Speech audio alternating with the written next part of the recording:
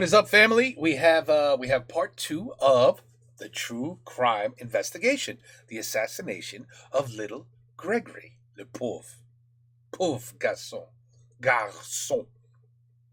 4 ans. C'est dégueulasse. Non, vraiment, ils sont.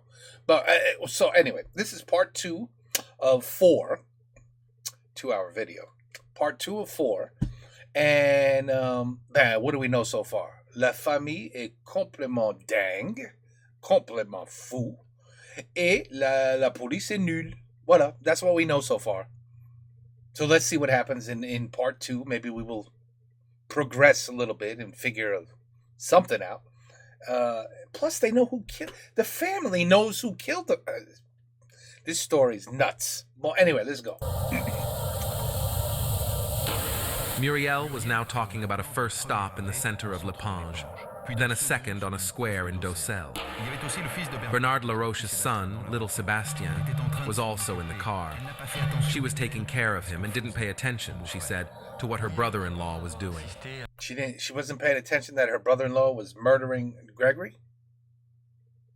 If it was a brother-in-law.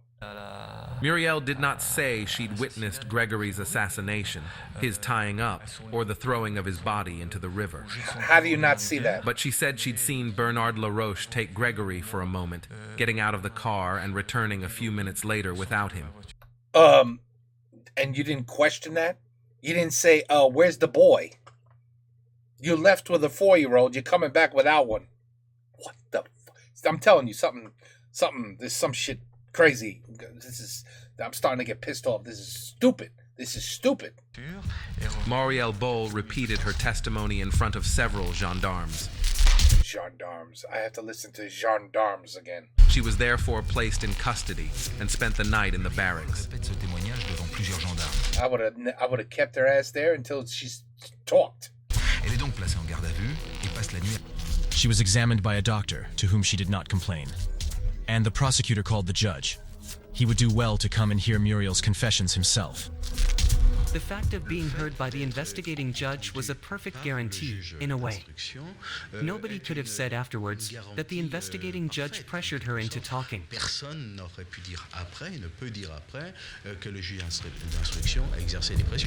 But it was Friday, and Judge Lambert preferred to go away for the weekend. We'll see on Monday. So Murielle Bolle was released and returned home. On Monday morning, the judge was back. Face to face in his office, Murielle Bolle told her story again. Bernard Laroche had gone to get Gregory. The judge therefore ordered Laroche to be immediately arrested. The gendarmes went to his factory, with a cohort of journalists behind them.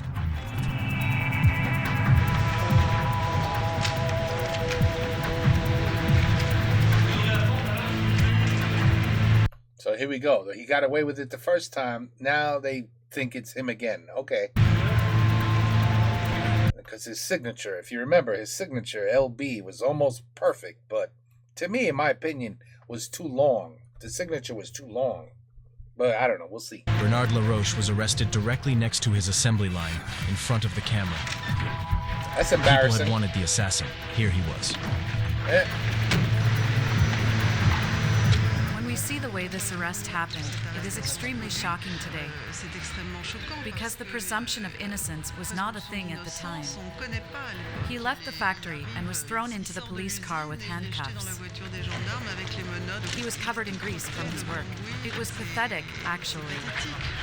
And it is certain that there, that day, and the image that will remain, it's that a culprit had been made up. I don't think so. I don't think it was made up. Laroche became Gregory's assassin. Why take more precautions? The two couples were jealous of each other. That made an obvious motive. The Villemains had succeeded while the Laroches had not, or less well. The Villemains had a radiant child while the Laroches had a fragile little boy. It was a portrait without nuance, but that didn't matter. For Marie-Angèle Laroche, it was a terrible shock. Her husband was in prison, accused of murdering a child. His life was being dissected. She felt tarnished by the press. People told so many lies and untrue things. Like, for example, the story of jealousy between them and us. Frankly, no. Like when my son was passed off as mentally handicapped. My son had a problem that was operated on at birth. but he was not mentally retarded. I don't understand how people can say such mean things, even about a 4-year-old kid at that time, without knowing who people really are. On November 5th, 1984, the lives of Bernard and Marie-Ange Laroche were turned upside down. Forever. Bernard Laroche was charged with the assassination of Gregory. Okay. Judge Lambert welcomed the press with a little smile on his lips. How were you able to charge him? Thanks to a crucial testimony and partly to an expert report. These are partial results. Is this testimony that of Murielle? It is. What exactly did she tell you? I cannot tell you according to the secret of instruction. But Murielle accompanied Bernard Laroche to the scene of the crime. She was in the car. She was there, yes. And Sebastian, his son too. Yes. He provided elements which authenticated the act, which were also confirmed during a conversation with the prosecutor in the parking lot. And by comparing these two sources of information, we were certain that Bernard Laroche was Gregory's assassin. The next morning, everyone was getting ready to leave. For us, the case was closed. It was over. But 18 years later, we know that already. It's not closed. Except that, as we were leaving, we passed Murielle Bolle's house. And her family told us, "Come, we have to tell you something." Then Murielle Bolle retracted right in front of the cameras and microphones. They said they would put me in a reformatory. If I didn't tell the judge that, they would put me in a reformatory.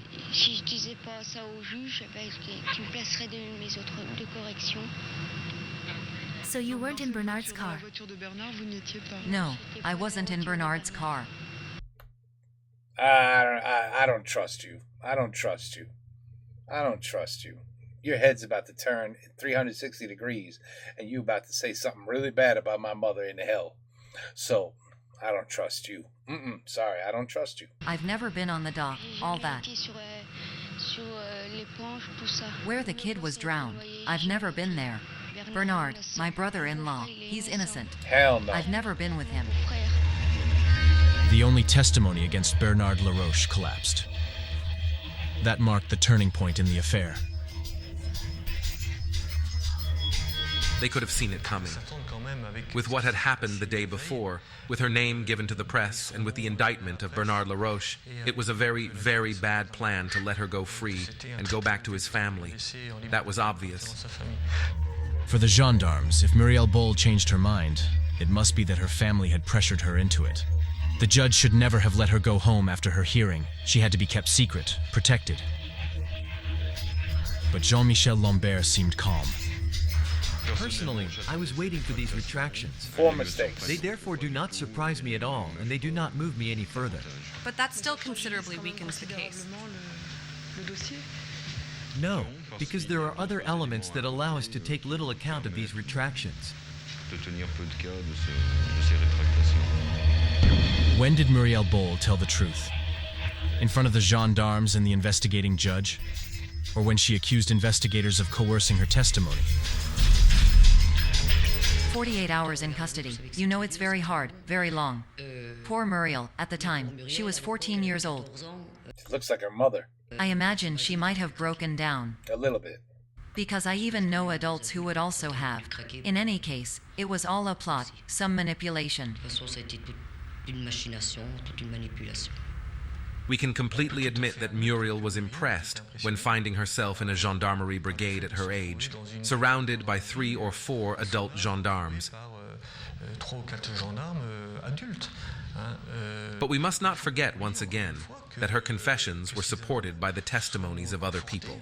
That is to say, this bus driver and her classmates, who had no interest in telling lies. Indeed, on the evening of October 16th, Murielle Bolle's friends did not see her get into the school bus after leaving school. Neither did the driver. However, she was now saying that she returned home by bus, as usual, and no longer by car with Bernard Laroche. Who to believe? Bullshit. The judge decided to organize a confrontation between Murielle Bolle and Bernard Laroche. Investigators were confident. For them, they still held Gregory's killer. That day, The crowd, heated to death by the press, gathered in front of the Epinal courthouse. But Murielle maintained that she was not with Bernard Laroche. When I came out, I wasn't expecting that at all. There was a whole crowd of people who were ready to lynch me. And that day, if I did not have my lawyer, I don't know what would have happened.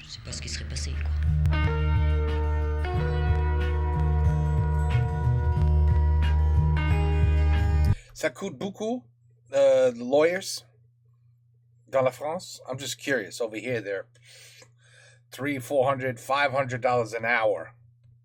C'est beaucoup aussi dans la France? Just curious. And yes, you could be appointed a lawyer here if you cannot afford one.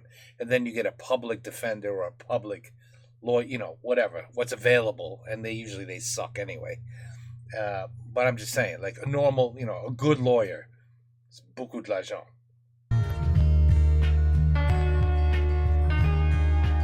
You, Mr. Welser, when you took on the Bernard Laroche file, it was as if he was about to be publicly hanged. It's true. When I visited him on November 5th, 1984 at the Nancy remand prison, I only knew what was in the press and everyone was talking about his guilt. Actually, personally, not having read the file yet, I thought I was about to meet someone guilty. And then, your attorney privilege allowed you to open the file. What's in that file? Nothing. There was nothing. For instance, I had read in the press that there was a wiretapping between Bernard Laroche and Murielle Bolle. I asked Judge Lambert about the phone tap. It doesn't exist. Handwriting analyses implicate Laroche, but when I request to see them, they don't exist. There's a case report. There were expert opinions. But not in the file. They weren't. La police, ils sont tellement nuls. They were not yet completed at that time. And the whole investigation is horrible so far. Not going to give the same results as what the press had released either. What happened at that moment is that, little by little, the more you emphasized that the file was empty, the more eyes were moving away from Bernard Laroche, and the more they were moving, quietly, towards Christine Villemain, in part because of the testimonies from the girls from the post office. Yes, it is true that, in this file, the crow, we knew that the crow must be the murderer. So we looked for the crow's identity, through writing expertise, through the testimonies of the post office girls. And these witnesses had never seen Bernard Laroche near the post office, obviously. The post office girls were 3 work colleagues of Christine Villemain. They claimed to have seen Gregory's mother on October 16th, around 5 p.m., in front of Lapange post office, at the exact time and place where the crow's letter was posted. Christine Villemain, not Bernard Laroche. Every Tuesday, I stop at my sister's house near the post office. And that evening, I saw Christine get back into her car. When I arrived some meters before the post office, I saw Christine making a U-turn right in front of the post office. The third even said she'd seen Christine slip an envelope into the box. However, whoever posted the letter claiming the murder surely is the one who killed Gregory. We therefore heard and reheard Christine Villemain several times, who always had a completely clear reaction, who said firstly, "They are wrong. I was not wearing the clothes they described that day," about which she was right. Second, she claimed that she had gone to the post office the day before. She told us, "I sent this and that letter the day before." We did some research. We found one of the 2 letters, a catalog. The second has not been found. Anyway, she answered in a completely logical and clear manner. Okay. The gendarmes thus did not believe the post office girl's statements, but Judge Lambert did. He confronted Gregory's mother with her work colleagues. Christine was formal. She'd gone to the post office on the 15th. The girls said they'd seen her on October 16th. She seemed to be bracing herself, as in a categorical refusal, saying, "I didn't go to the post office," while these 3 girls had seen her. Saying no, when there are 3 people who saw her. It was strange. At this point, the judge had doubts.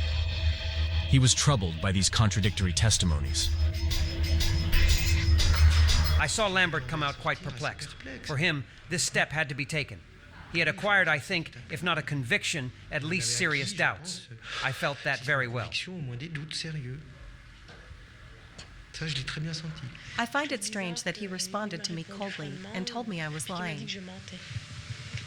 Did he accuse you of lying? He told me, Mrs. Villman, you are lying. How do you feel about people suspecting you?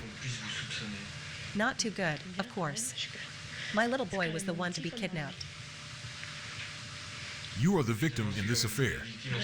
Do you feel as if people were trying to disturb the investigation process? I do. Without my little boy, I've nothing left. It would have been absurd for me to do that. All the lenses were now focused on her, Christine Villemin. Why would she do it? What if it was the mother? The rumor was growing. It was an incredible accusation. Yeah. Wow. There was a kind of fascination. A mother capable of doing something like that? It seemed so extraordinary that some journalists Oh, the mother is definitely capable of doing shit like that. We have heard some crazy stories here with what mothers have done. But no, I mean, yeah, a woman or a mother can absolutely do this, yes. To that idea. I believe that, yeah. It was too good, and in quotes, it was too good. A mother doing such a thing. That mother who looked like an angel, who seemed like a very loving mother. If she'd have done that, it would have made her a legendary scumbag, a complete bitch. So many people clung to that image, refusing to let go of it, because it was just too good. A mother's crime sells better than a cousin's jealousy. It's as simple as that.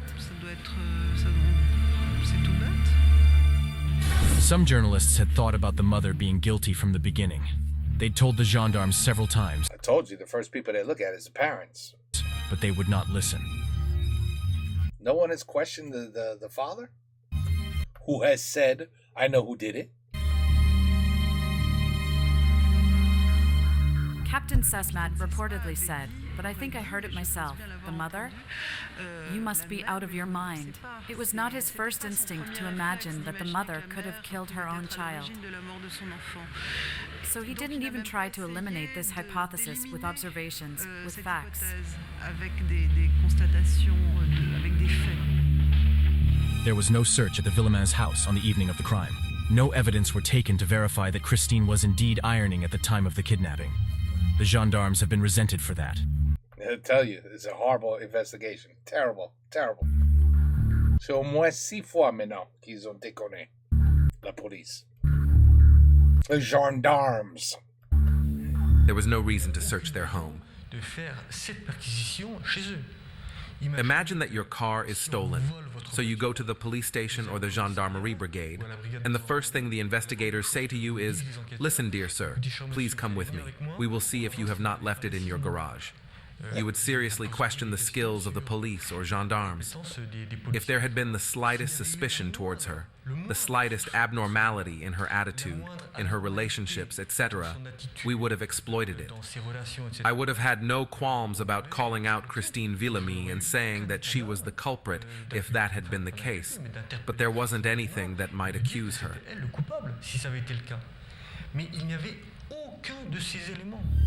The gap widens between the gendarmes on one side and Judge Lambert on the other. The former still believe in Laroche's guilt, while the judge increasingly believes in Christine Villemin's guilt. So Lambert took the investigation in hand. He no longer listened to the gendarmes. He was now acting on his own. But was the little judge strong enough for that? After all, that was his first big case. He could have been a great judge one day, except that it's like everything, as if you were getting on a bicycle for the first time and competing in the Tour de France and all the journalists were there. Well, you won't finish the Tour de France, and there's a good chance you won't climb the Tourmalet. That's what happened to him. The young judge has now completely abandoned the trail of Bernard Laroche. The gendarmes are sidelined. He no longer asks them for any investigation or on-site verification. Nothing. And he himself is no longer interested in the suspects whom he nevertheless keeps in prison. Oh, wow. There was a particularity in this case. It is that indeed Bernard Laroche was kind of forgotten, if you can say, by the judge. He was put in jail, confronted. The confrontation confirmed Murielle Bolle's retractions, and then he was forgotten for 3 months. He was questioned only once on the facts, and it was a 13-line report. Which doctor, which expert psychiatrist examined him? Who took some more interest in him? I think no one. He stayed there and he became a kind of innocent by default.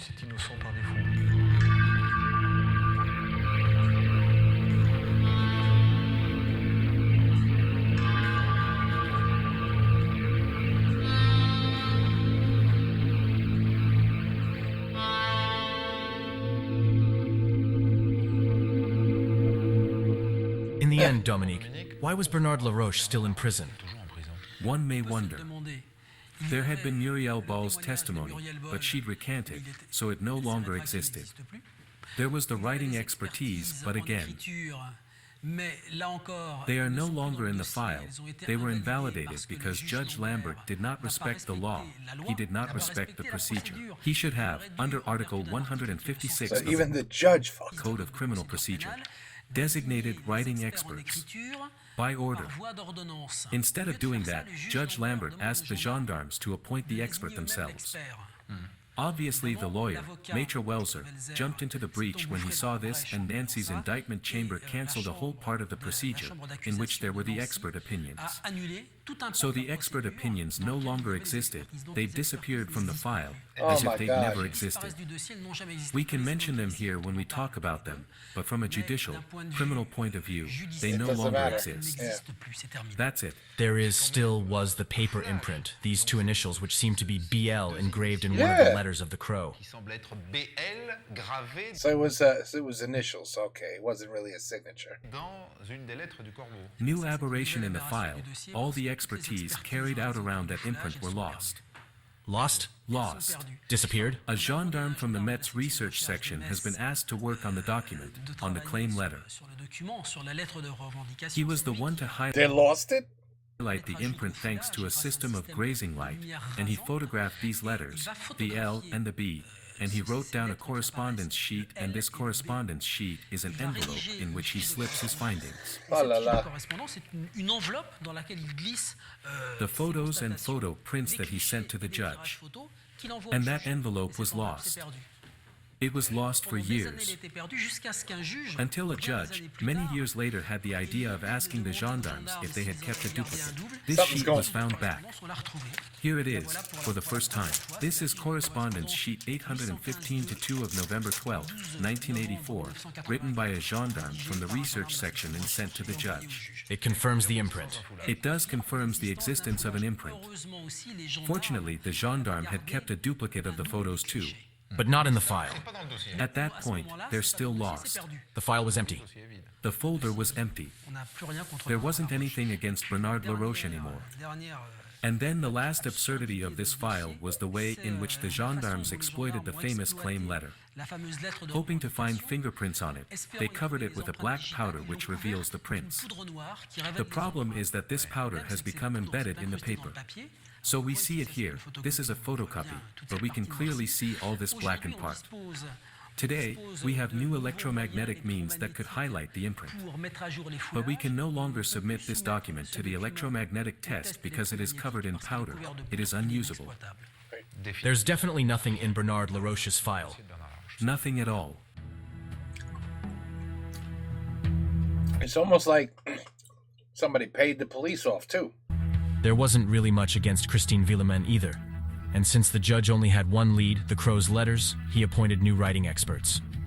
Alain Bouquet was one of them, who would change everything. His conclusions formally contradicted the first expert reports. We had to submit our report on February 15th. And a little before February 4, the judge called me and said, "Give me your conclusions." I told him, "Mr. Judge, no way. Besides, we had agreed that we would not give our conclusions." He told me, "Just tell me if it's Bernard Laroche." I said to him, "Why are you asking me that?" "Because if it's not him, I'll release him in 2 days." I told him, "It's not Bernard Laroche." My colleague was with me. We had taken this decision in order to release a guy who, for us, had nothing to do with it. Judge Lambert therefore decided to release Bernard Laroche against the advice of the prosecutor. I oppose this release. This is insane. This is really insane.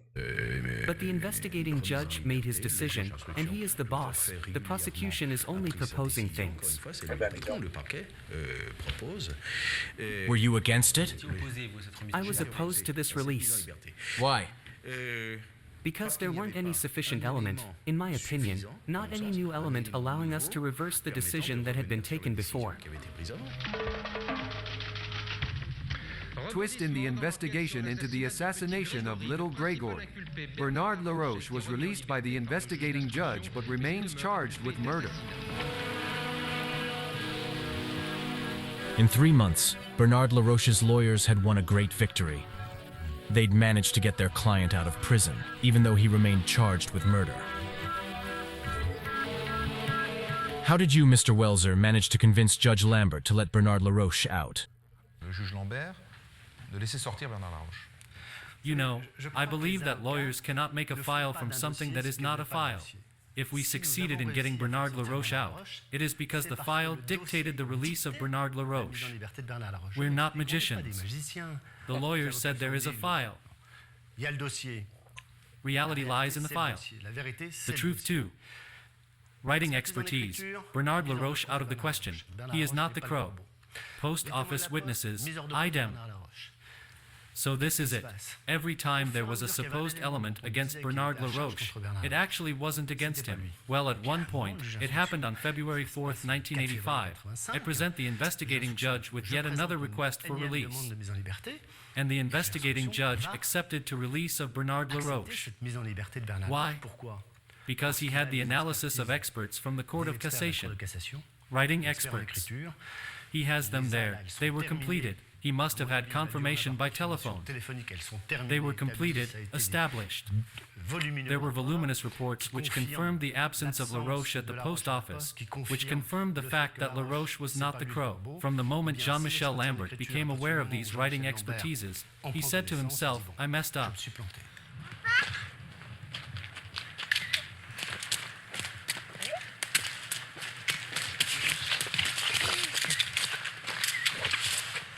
How are you? It's nice to see you out of jail. The scene took place in a small wood near Dijon. After 3 months in prison, Bernard Laroche reunited with his wife and son. Come on, kiss your daddy. A reunion for television. A team from the Sigma agency was specially recruited to immortalize this emotional moment. Gone is the image of the child murderer. Here is a good father, on a Sunday in the countryside. You are innocent. Yes. I can tell anyone. I am innocent and I hope that the real culprit will be found one day. Do you know that there are people who are angry with you? I suspect it. Some even threaten to kill you. What do you have to say to these people? I can tell them that it's not me, and that it won't help anyway. Killing me won't bring back little Gregory. Indeed, Bernard Laroche was now free, but many still believed him guilty, and he was not protected. Am I an idiot, or in the beginning of this whole video, the father says, I know who did it. Why is... I'm losing my mind. Why are we not... I assume we're going to be talking to the father sooner or later, but why wasn't he the first one?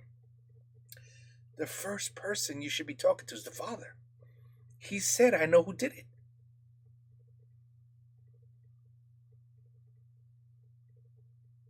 It was the father, right? He shouldn't go home. And yet, after a few days spent in Burgundy, he was back in the Valognes Valley. I thought they were going to move. Yeah. Guilty or not guilty, I don't see myself returning to this particularly explosive family swarm. I thought he's going to leave, and no. He stayed there, his wife resumed her activities, etc. He started to work again. Wow. For his return to the factory, cameras were obviously called for. A good father, good husband, good worker. Bernard Laroche was on his way to be fully rehabilitated.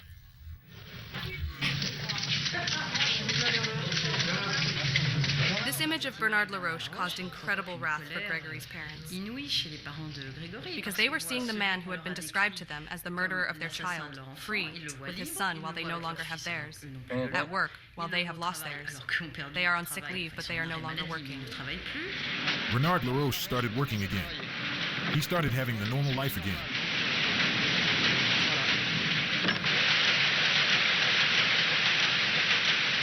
It drove Jean-Marie Villemain crazy, because he could not bear that suspicions were beginning to be placed on his wife's head while Bernard Laroche had been released.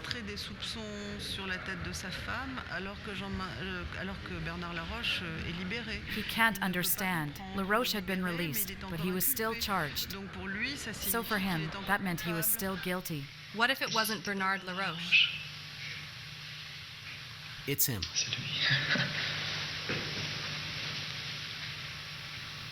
Are you sure? Yes. So Gregory's parents were still convinced that Laroche had killed their son, and some gendarmes were no strangers to it. Even away from the investigation, they sometimes visited the Villemins. One of them said one day to Jean-Marie, "If someone had done that to my son, I would know what I had to do."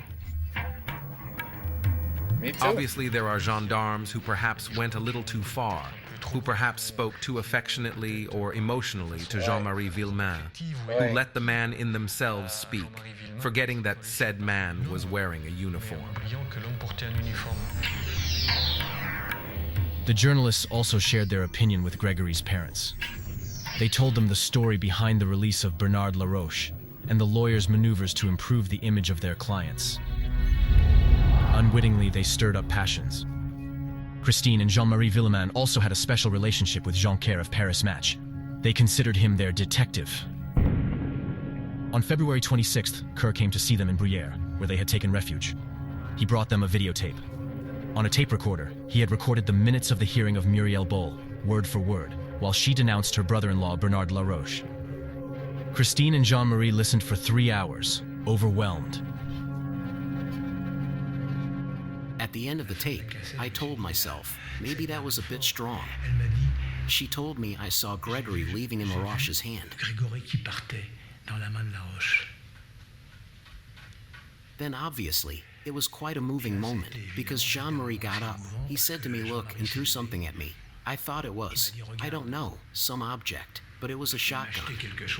I received it in the arms like that, as if he'd thrown a broomstick, and said, "What is that for?" He told me, "That's for killing Laroche." I said, "Are you crazy? You understand, Laroche. Don't you agree?" I said, "Yes." "What would you do if it had been your son?"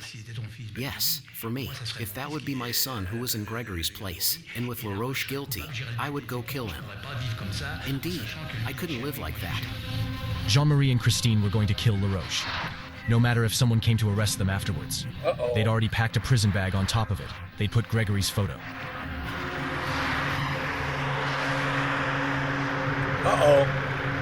As I was leaving, he started crying on my shoulder. "Jean, you will come see us." I said, "No. You swore you wouldn't do anything. I won't go see you in prison." "Are you kidding or what?" "Swear it. Otherwise, I'll stay here. I won't let you go and kill Laroche." He said to me, "Jean, you can leave. We won't do anything tonight." The journalist was reassured and returned to his hotel in Epinal. Oh yeah, that's... But at 4 a.m., Jean Kerr was seized with doubt. Voila. He decided to return to Bruyères. He rushed into the night. At the bottom of the building, the Villemins' white car was no longer there. Time was running out. He went to Almoncy, the village where Bernard Laroche lived. And there, what did I see? At the War Memorial Crossroads, I saw Jean-Marie's white car with the engine running and Christine behind the wheel. I got out of the car, approached, and saw a shooter lying down, Jean-Marie kneeling against the monument AUX Morts, waiting for the arrival of Bernard Laroche. So I went in front of the hood of the car. I started gesticulating. Stop your bullshit now. I don't agree with that at all. He said to me, you cheered us up. Then you want to calm us down. I was at the hood of the car and Christine started to tell me, you're going to screw everything up. Get out, you bastard, etc. So I calmed them down. Now, Jean-Marie, stop your bullshit. Put your gun back in the car and come to the hotel. We're going to drink coffee. We're going to talk a little bit. You both stop your bullshit. Twice, Jean-Pierre had to intervene, making beacon lights to try to alert the Laroche family. Finally, Jean-Marie gave up. And he said to me, do you know a hitman? He's asking way too many questions to this. This guy's just a journalist at the end of the day. He's not a true friend. Said, Jean-Marie, please stop. If I knew a hitman. And just as I was saying that, Laroche's car drove past us at full speed. And Jean-Marie said to me, well, you see, you saved Laroche's life, Jean. For Jean-Pierre, it was like a night-long nightmare. But why didn't he warn the police? Yeah, that's another thing. You tell the police, hey, these people are crazy. They're about to go kill him. I mean, they're not crazy. I'd probably do the same if I really, really 100%, 1,000% knew that's who killed my child. Yeah.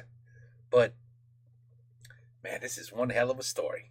And we are at 1 hour and 3 minutes, people. So that'd be the end of this part 2. And we will go to part 3 tomorrow. Just like that. The story keeps going. Getting just I don't even have words anymore of what I'm listening to. So many idiots, so many people just made so many mistakes, and the parents are just going to lose their mind, as they should. But the father, from day one, is very convinced it was him. So I don't know. We're going to see what happens. We'll see what happens tomorrow. Until then, we'll take a little break. Peace out.